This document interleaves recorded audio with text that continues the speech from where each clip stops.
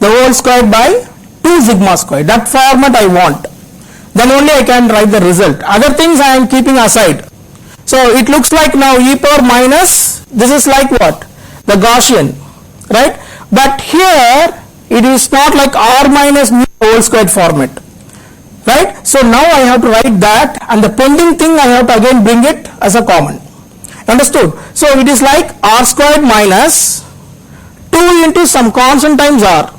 That constant times, if I see, that is going to be this, right? This one, right?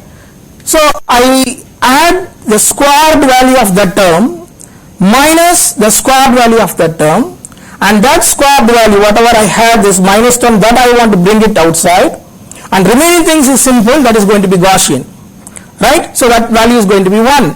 So what I have to do now?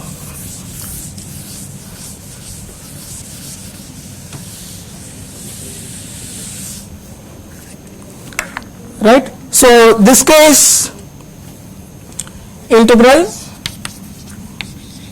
e power minus, you have this r square plus, you see that I am writing that as a square m square, right, a naught square w square divided by 2 n naught w plus 2 sigma square a square the whole square. This I am purposefully introducing, right? So minus 2a m n naught w, this is already existing, right? 2 n naught w plus 2 sigma square a square. As I added there, you subtract here. So this is a square m square a naught square w square divided by what? 2 a naught w plus 2 sigma square a square the whole square, because I added and I subtracted. And this whole thing gets divided with what? A naught w into a naught w plus what? 2 sigma square a square by 2 a naught w plus 2 sigma square a square. That's all. This is what we have to do. And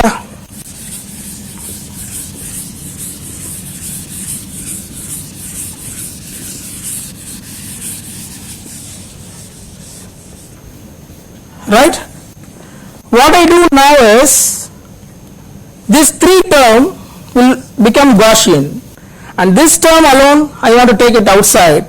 Again I need one more, right? This is k, this is k1 is there, so let me put little more, one more box here. This is k1, right? Okay, k is there, right? Now let me put it as k3, one more term. In that I am bringing this part outside, right? So what is that? Sir, third term r you left. In the numerator, Here, r, sir. here, yes, thank you, right.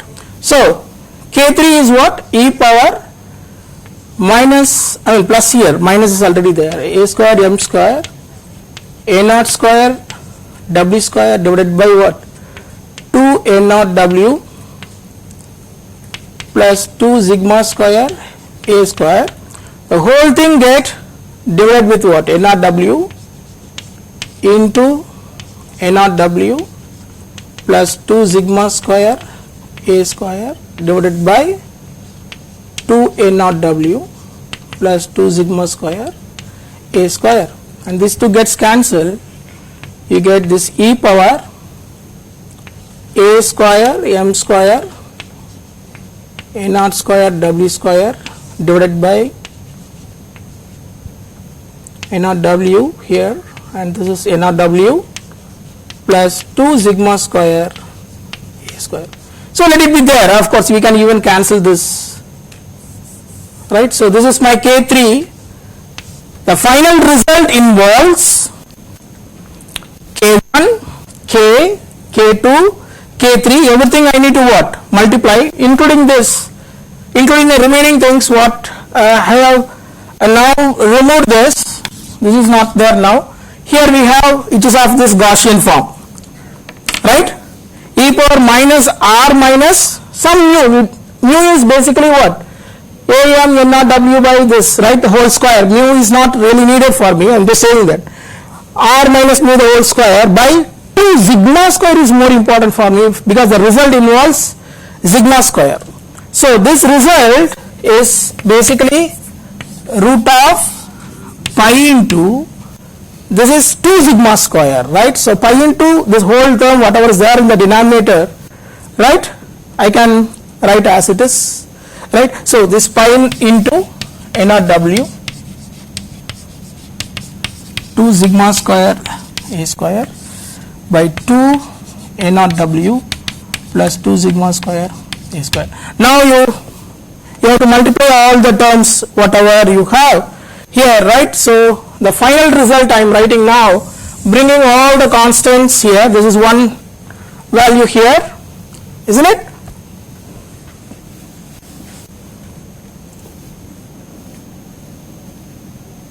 Okay.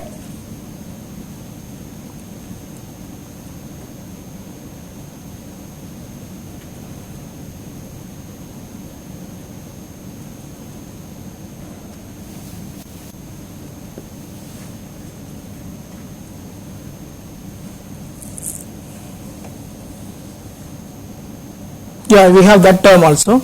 Okay, so we'll write one by one.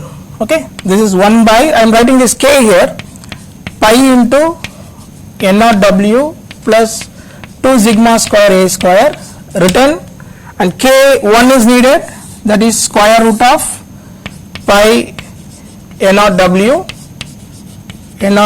plus 2 sigma square a square by 2 n naught w plus 2 sigma square a square written, and k2 and k2 and k3 is there. I write it here. K2 is minus a square m square n naught w by s n naught w. It gets cancelled actually, right? So anyhow I'll write that into what? N naught w plus 2 sigma square a squared here, and the final term e power minus a square m squared n naught w by n naught w plus 2 sigma square a square. So this one I think we can cancel this, right?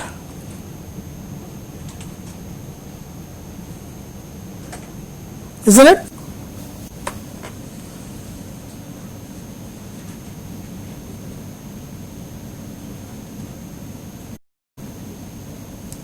I erased that, but it is there in your notebook. Is it n naught square w square or n naught w alone? So can you check that alone? I just check please. This k2 I have a doubt. Other things are fine.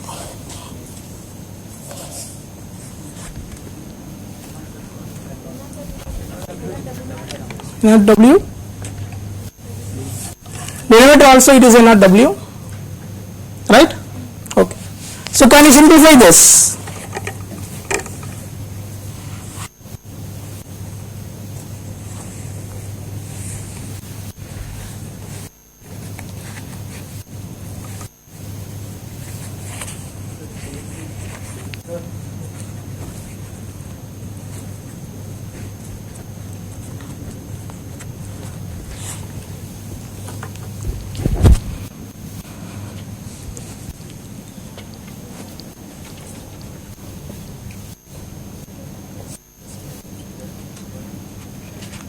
Right, this is here. I suspect that it is square. Can you check it?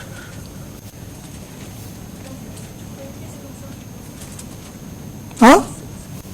Okay, anyhow, we will see that other things, right? So here we get 2 n naught w, 2 sigma square a square. Here also we are getting that, right? The square root vanishes, and here pi a naught w, here also the same thing, right? Pi a naught w, same thing is coming here, right? Isn't it?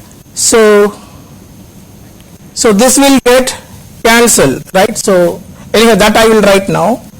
This pi into a naught w plus 2 sigma square a square. Here it is pi into a naught w plus 2 sigma square a square, and here also we have that, right? Pi into a naught w plus 2 sigma square a square. So those portions I will just cancel carefully. This one, this whole thing, right? Right? And here this pi and this part gets cancelled, right? So that constant part, the constant part is a naught w by, because this is root, that is also root, so I will write as a naught w. So this is n naught w plus 2 sigma square a square. This is fine. That constant part is fine. This is right. But here I have some issue, right? So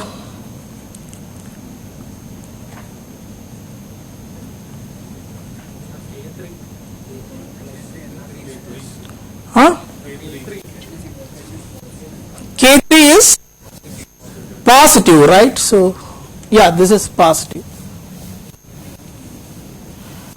Can you simplify this? After performing the cross multiplying,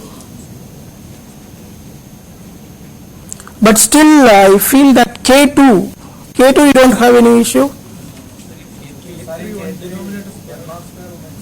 Huh?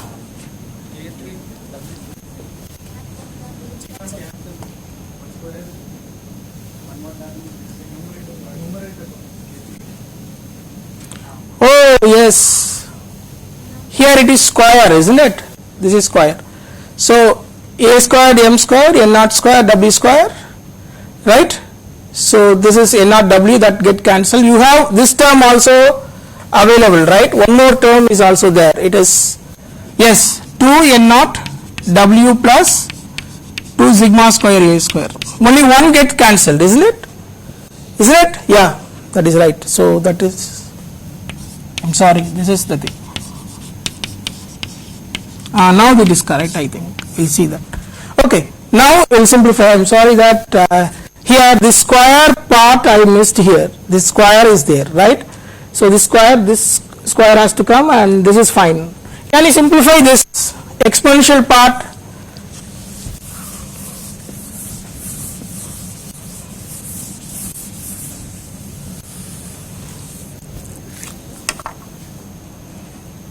It is e power minus a square m square by n naught w plus 2 sigma square a square, right? So that is fine. The same term you are having here also, a square m square. So what I do is I will not delete here, right? I mean I will not cancel here a naught w. I keep as it is because I just wanted to take a square m square n naught w by n naught w plus 2 sigma square a square. Everything I wanted to take it as a common, right? So I will take this n naught w here itself, right? Right? So then I simply put 1 by n naught w plus, and here I get a square m square n naught w. This term is there, and remaining term is 1 by 2 n naught w plus 2 sigma square a square. So this I will do. So now what is that you get? Minus a square m square n naught w by this,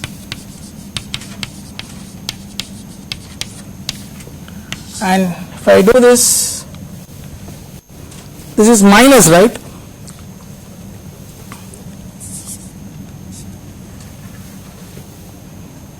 Isn't it? Yes, minus. So you get minus n naught w, I'm sorry, plus n naught w plus 2 sigma square a square minus n naught w whole divided by N naught W into 2 N naught W plus 2 sigma square A square. Yeah. So it is minus A square M square. This is N naught W plus this. So this gets cancelled here. N naught W also gets cancelled. Right? You are right. By 2 N naught W plus 2 sigma square A square. So the final result is this multiplied with this, or I write somewhere the final result in different color. So this probability of error is given as what? N naught W by 2 N naught W plus 2 sigma square A square, right, e power minus A square M square by 2 N naught W plus 2 sigma square A square. And this is the final expression. The probability of error for the Richian model is this, right? So we have three cases. I just wanted to tell you that we have three things. One is Rayleigh we discussed, Richian is there. The another one is you can still estimate the channel coefficient. Estimating the channel coefficient means this GR and GI, they are no more random variable, they are constant. How? What they do now, I mean this is another way, right? We send this pilot, the known signal, and we just estimate the channel coefficient. This GR and GI we estimate, we predict what may be that value, right? In that case this channel coefficient is known. So, and we assume that it is not changing for few milliseconds, right? Until then we use this GR and GI are going to be what? Constant. There is another third one which I am not going to do, right? We have three, right, for the flat fading model what we had, right? One is Rayleigh, Richian, and then when this channel coefficient is known. And what we derive this one is that common expression for all the three with different cases. For example, in case of Rayleigh, your M value is going to be what? 0. So if I substitute M equal to 0 in this, what we get that expression is what we derived yesterday. It's the same expression what we get. We don't have exponential, other than that what? N naught W plus, I mean divided by 2 N naught W plus 2 sigma square A square, that is what we get. So the special case when M is equal to 0, we get what? Rayleigh. Richian is the generalized one, right? And we have one more. As I told you that if the channel coefficients are what? Estimated, if that is no more the random variable, it means that there is nothing like sigma square in that. Sigma square is simply 0 because it is a constant. Sigma square is simply 0. So if I substitute sigma square in this expression, what we get, that is that expression for the third case where the channel coefficient is known, right? So let me write that this part. If I take this part alone except that 2 sigma square A square, whatever the expression we get, that is going to be your probability of error for the third case where the channel coefficients are known.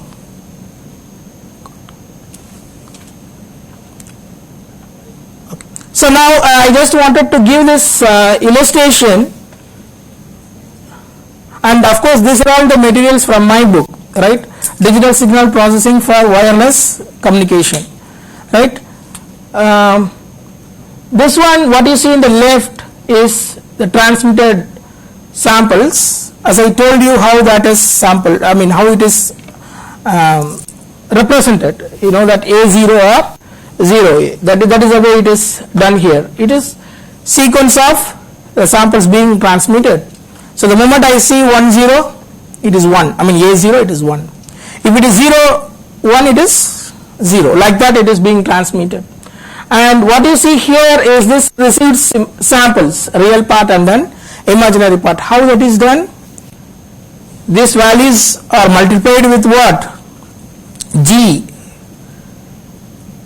right? And added with N. And G, the value G is random, N is also random. You see, this is the way how we get the real and imaginary part. Next slide. And you see that it is the transmitted data and we have the corresponding detected data. Go back. So here how we detect? How we detect? We take the two consecutive samples, right? Two consecutive samples we take here, the two samples here and then two samples here, right? Then what we do? We take that square of these two consecutive samples, right? And then we need to take what? This square plus this square, that is p square plus q square. And then second sample is what? R square plus s square. You take two samples here and there, right? This is p, q, r, s. I mean, these two are the real part. This is imaginary part, right? So we need to take what? The real square plus imaginary square. So first sample of the first subplot, first sample of the second subplot, square them and add it. Second sample of the first subplot, second sample of the second subplot, you square them and add that, and you find out whichever is greater. If the first one is greater, I mean what have we computed, then we declare that it is 1, otherwise it is 0. Go to the next slide, and that is what exactly it is done. What is being transmitted from the transmitter is the top, and what you see in that bottom is the receipt. You have error. You have error. There is it is not 100% true, right? So we have some percentage of success. That's what we are actually computing this probability of error. It all depends upon the variance, sigma square, how much noise you have added. It all depends upon noise variance also, right? Next. And this is the thing what I told, and we have a note on that, right? This is what I told, PQRS, right? When 0 is transmitted, and we have this PQRS when 1 is transmitted. The density all are going to be Gaussian, only thing is what? The mean and variance are going to be different. Next. And this is the likelihood function, the deduction rule. As I told you that p square plus q square greater than what? R square plus s square is the rule for detecting it as 1. Next.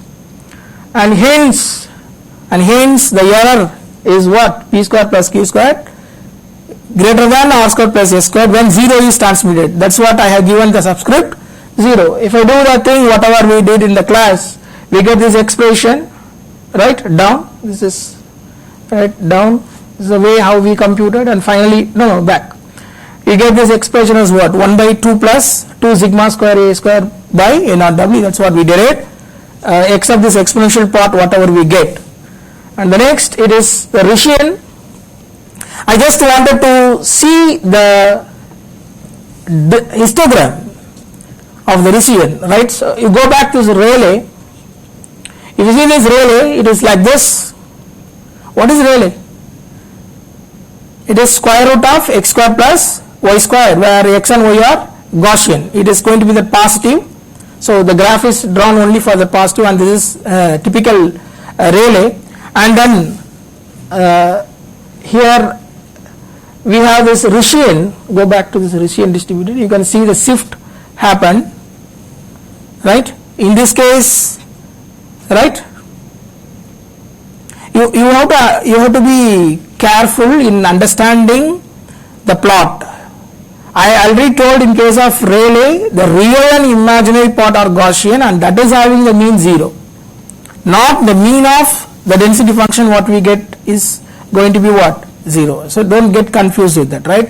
Even though the plots are drawn with for what? The square root of s square plus y square, but we did the problem only with what? Real and imaginary part with what? Gaussian, density function. You have to be careful in that. Don't look for that mean as 0 in Rayleigh distribution, right? You get the real and imaginary part are Gaussian, and that mean is going to be 0. And you see closely the plot how this Richian and Rayleigh distribution is looking, right? You can see the shift happen, right, in case of the Rayleigh and Richian. That is what we get in that. The same technique we have here, the transmitted, we have the real part and imaginary part. You see, that's what this slide gives you the feel that you see this is what you are getting. It's totally random, isn't it? See, you are transmitting that in the form of A0, that's it. But it is multiplied with what? Random number, added with random number, and you get this. And still we do this deduction. Next slide. And this is what is deduction rate. This is comparatively better. I mean, it looks like that. I am seeing many of them are same. Right? Do you have any influence on that? Richian, you have line of sight, right? So that probably helps, right, in improving the deduction rate. And of course, all depends upon that variance. Sigma square is there, NRW is there. This experiment is done for the typical value of NRW and sigma square. Next, and this is the density function associated with this Richian, P0, Q0, R0, S0, and we have P1, Q1, R1, S1. Next, and this is the way what we did today for deriving the expression for Richian. This is what its final expression what we derived there, right? Next, and this is the third one where this channel filter coefficient is known, which I have not derived. I just interpreted that answer from that result itself. But you can actually do it from the scratch also, like this is possible. Right? So you have this filter coefficient as 2 plus 3j is the filter coefficient, channel coefficient. The G value is estimated. It's a complex quantity. And Gaussian noise, we have that variance as 0.1. We do the experiment here. Again, transmitted sequence, we have a real part, imaginary part. Right? Next. The same method you have to follow actually, which I have not done, right? But very similar flow. If you do that, it ends up with this same expression here, right? The only thing is what? We have two things not there in that. What are they? One is what? Your sigma square is made 0. That's it. So if I do that, NRW gets cancelled, you get 1 by 2. That's what you have this coefficient, and e power minus m square a square by NRW. And you see that I have written it as a magnitude m square, indicating that this real and imaginary part of the channel coefficient both are assumed as non-zero. Right? I have taken it as mi plus j into mr, that way. I'm sorry, mr plus j into mi, right? You understand? Go back. The channel coefficient, go back. Coefficient is assumed as what? 2 plus 3j. It is what? R is 2, I is 3. Right? And that is the reason we have taken magnitude square. So, but for this derivation, we have taken one of them as 0, the other one is simply m itself. So, that is what is given as m. Strictly speaking, you would write this one as magnitude m square. Right? We have the difference in the mean. For simplicity, I have taken 1 as 0. But if you do the same thing, you will get the same result. What we got. Only thing is, we get what? The magnitude m square. Right? The next. And this is the result what we are having. And that is that Rayleigh, this is Richian, and this is known channel coefficient. Right? Are you getting this? Right? And in continuation of this, right, just recollect, all these things, whatever we derived are true with the fact that we assume that it is what? Flat fading. If it is not flat, then how the output and input are related? We have time varying channel coefficient, and that also, this is also time varying channel coefficient, no doubt there is. This G is not fixed. The moment G is not fixed, it is a time varying coefficient only. But here it is described just by with what? Only one tap. But imagine that if the taps are more, this expression is no more true. This is not going to be there. In that case, we have what is called the convolution, right? So can you guess what is that expression? You have this yn and this x relating the impulse response of the filter, which is the time varying filter coefficients.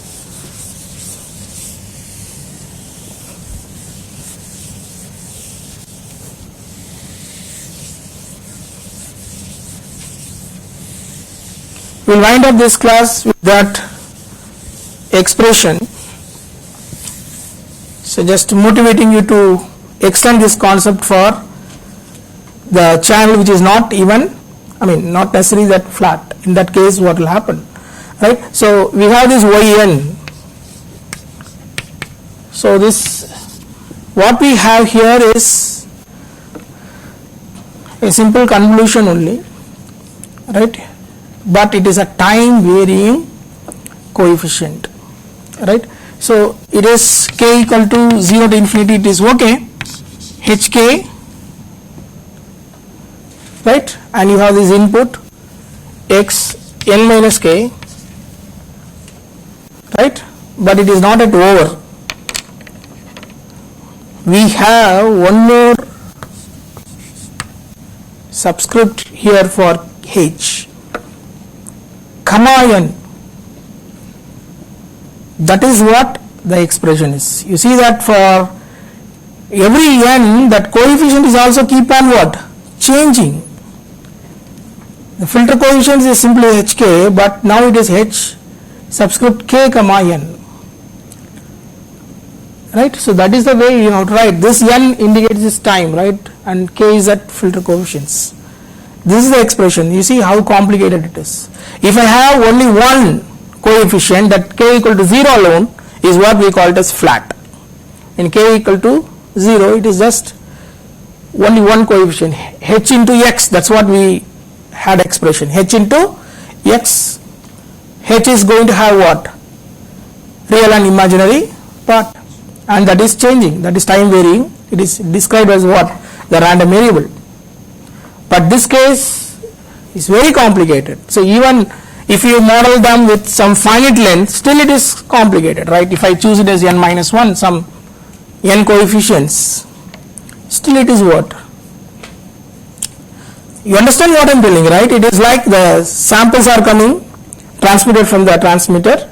You have the coefficient readily available. We can say the bank of coefficients available. Let us say 10 coefficients, for example. So what you do? These 10 coefficients getting multiplied with what? The 10 samples, and that is what you get in the receiver. The next time, the next sample what you get is, you have to take it from 2 to 11. First you took it as what? 1 to 10. Now it is 2 to 11. Imagine that you have another set of coefficients readily available, not the same coefficient. The filter coefficients are changing, right? So you get another set of coefficients readily available that gets multiplied with this 10 numbers, and you get a received sample. So you see that it is like a puzzle. You have to deal with randomness, and that's why this course is important. Random process is full of random variables, right? The channel, see, if I have some better way of modeling, right? So what may be the distribution, density, all those things, then you can even get a better deduction. And that's what I'm telling, this alternative method. This is the classical method. What we are doing is a classical deduction theory, estimation theory. We discuss about this Bayes method to reduce the cost. It's okay. These are all the standard methods to do it. But now they are going for that alternative, like this deep learning, for example, right? After all, it is a deduction. Deduction, not necessarily it has to work out only for what? Detecting phase, right? Normally we have an interpretation that, the deep learning meant for image processing. They do the stuff for image processing. They detect the face, videos, all those things. But remember, detection theory is detection theory, right? Whether it is applied to wireless or any other field. Now it is a time to bring this deep learning, I mean not only deep learning, the related things, the pattern recognition and computational intelligence techniques to be applied to the wireless modeling. The basic models and all will be there, but we can, enhance the way how we can detect, even possibly, right, we can even think of how the baseband samples has to look like. We have a standard way of representing, the samples, right? Is there any, I'm just motivating you, that's it. You can, there is no answer for me, I'm just telling that. We have done some work with, what is that? Machine learning based wireless, applied to this wireless. We have already attempted. It is not totally new for me. We have already started using this machine intelligence for wireless applications, right? Your immediate senior has done that project under, Muhammad, now he is in ISRO, right? So, and one more girl, Vinita, right? Both of them did that recent work I am telling about this, linking this machine intelligence for wireless communication. They attempted, right, in this cognitive radio application, right, for predicting whether that the user is going to be the primary user or the secondary user, right? All these things you can do only if you know from the scratch. That's what I'm stressing, that point. You understood? So if you have a ready-made, so for example, I can access this computer. Learning how to access a computer is far away, it is far away from how to build the computer, right? So that is the biggest difference. We should not be just be the technician type of thing, right? So we know what this stuff does and how we can do this, that and all, and we get some model and we get a result. Yes, that is also good.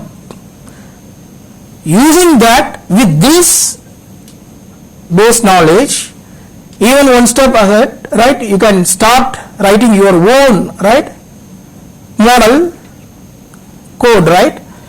So that is great. Think in that direction. That's what I'm telling, right? More than using the toolbox in whatever that field you are, right? You think in the direction of giving some breakthrough, right? Giving something contribution from the scratch. That way, that should be the goal, right? Okay, I'll stop here. So I'll be giving that invitation, right? Right?